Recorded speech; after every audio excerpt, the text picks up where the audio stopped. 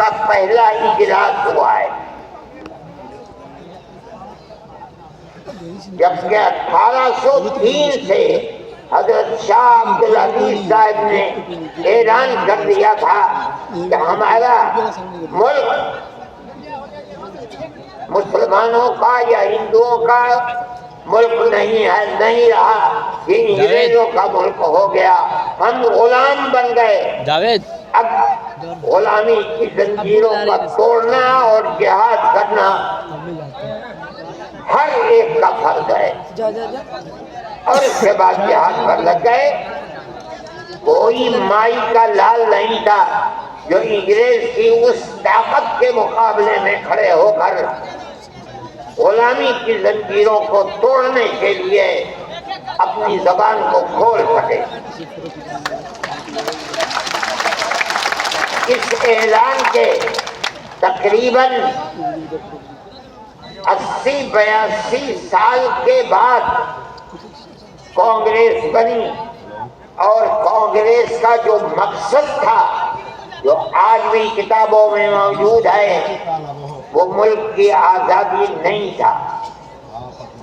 مقصد تھا کہ جو دو جہاد ہوئے ہیں 1832 اور 1857 میں، اس کی وجہ سے جو ملکہ برطانیہ اور ہندوستان کے بسنے والوں کے درمیان دوری ہو گئی ہے، اس دوری کو دور کیا جائے اور حالات کو صحیح کیا جائے۔ علماء کا یہ نظریہ نہیں تھا۔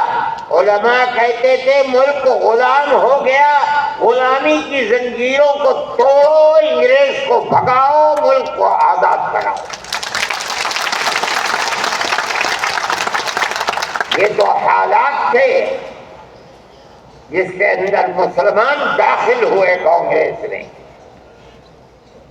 موجود ہیں، ایک شخص نے حضرت گنگوئی رحمت اللہ علیہ، جو ہمارے بزرگ ہیں، دارالعلوم کو کی بنیاد رکھنے والے ہیں،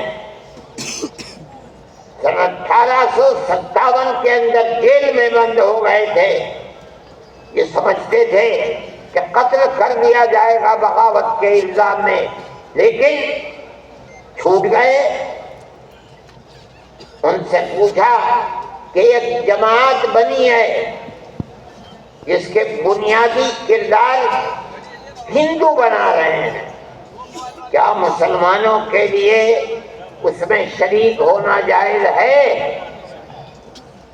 حضرت نے فتویٰ دیا، جس طرح ایک ہندو اور ایک مسلمان کاروبار اور بزنس میں شریک ہو سکتا ہے، تو اسی طرح کانگریس کے ساتھ مسلمان شریک ہو سکتا ہے، بشرطے کہ اپنے دین کا نقصان نہ ہو۔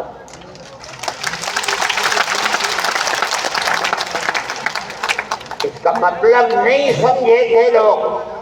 مطلب یہ ہے کہ ہماری تحریک ہے کہ مسلمان اور ہندو جب تک ساتھ نہیں ہوگا، ملک آزاد نہیں ہوگا۔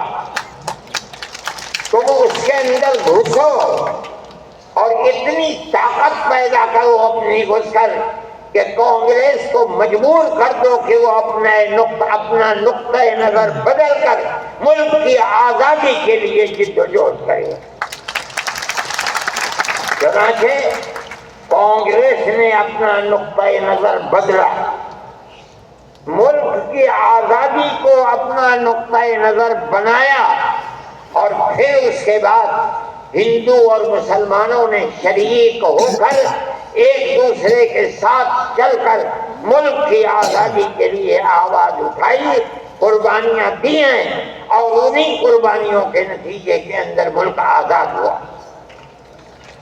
میرے بھائی، اس بات کو سمجھیے، جیسے جیسے ملک کی آزادی قریب ہوتی جاتی تھی، جمعیت علماء ہند بار بار کانگریس سے کہتی تھی